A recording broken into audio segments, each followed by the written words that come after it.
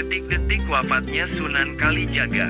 Sumber, https://intisari.grid.id/, Yoyo Prima Maulana. Sunan Kalijaga memiliki nama asli yakni Raden Said.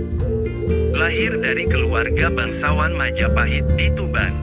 Raden Said dikenal sebagai seorang pemuda pemberani, gagah, dan berparas tampan. Ia juga gemar mabuk, berjudi, dan merampok. Tapi, hasil rampokannya dibagikan ke orang miskin. Hidupnya berubah setelah bertemu Sunan Bonang, seorang wali yang juga putra Sunan Ampel. Sunan Bonang berhasil membimbing Raden Said menjadi seorang muslim yang kafah. Bukan itu saja, Raden Said juga menjelma menjadi seorang ulama besar yang bijaksana. Namanya pun berubah menjadi Sunan Kalijaga setelah bertapa 3 tahun di pinggir sungai. Sunan Kalijaga berdakwah dengan cara kreatif. Ia tidak memaksakan syariat Islam secara keras. Sebaliknya, ia menggunakan pendekatan yang lembut, bijaksana, dan menyentuh hati. Sunan Kalijaga menghormati budaya lokal dan mengadaptasinya dengan nilai-nilai Islam. Ia menggunakan wayang, gamelan, tembang, dan tari sebagai media dakwah. Sunan Kalijaga juga menjadi penasihat dan guru bagi para raja di Pulau Jawa.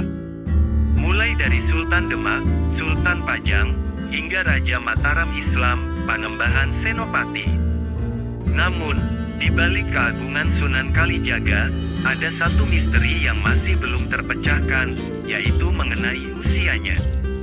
Tidak ada sumber sejarah yang akurat tentang tanggal lahir dan wafatnya Sunan Kalijaga.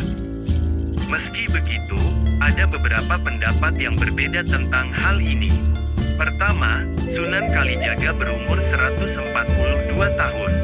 Lahir pada tahun 1450 M dan wafat pada tahun 1592 M. Ini adalah perkiraan berdasar buku berjudul Sunan Kalijaga, Raden Said karya Yoyo Rahayu Basuki. Kedua, usia Sunan Kalijaga adalah 139 tahun. Ia lahir pada 1430 dan wafat pada 1549 M. Perkiraan ini berdasarkan buku berjudul Sunan Kalijaga dan Mitos Masjid Demak karya Dr. Fairuz Sabik. Ketiga, Sunan Kalijaga berumur lebih dari 200 tahun. Dasarnya adalah catatan Babat Tuban.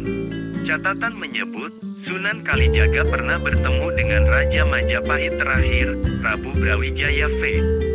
Selain itu Kanjeng Sunan juga pernah menjadi penasihat Panembahan Senopati, Raja Mataram Islam. Walhasil, usia Sunan Kalijaga diperkirakan lebih dari 200 tahun. Dari beberapa teori tersebut terlihat ada perbedaan yang besar mengenai usia Sunan Kalijaga. Hal ini mungkin disebabkan oleh kurangnya sumber sejarah yang otentik dan akurat. Lalu, bagaimana dengan kisah wafatnya Sunan Kalijaga? Menurut beberapa sumber, Sunan Kalijaga wafat setelah menyelesaikan pembangunan Masjid Agung Demak. Ia dimakamkan di Kadilangu, yang menjadi bukti bersatunya para ulama dan umara. Kadilangu dan Masjid Agung Demak seakan tak terpisahkan dengan sejarah Islam di Jawa. Versi lain menyebut, Sunan Kalijaga wafat karena sakit kepala.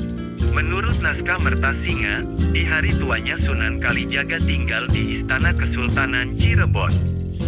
Pada suatu hari, Sunan Kalijaga menderita sakit kepala.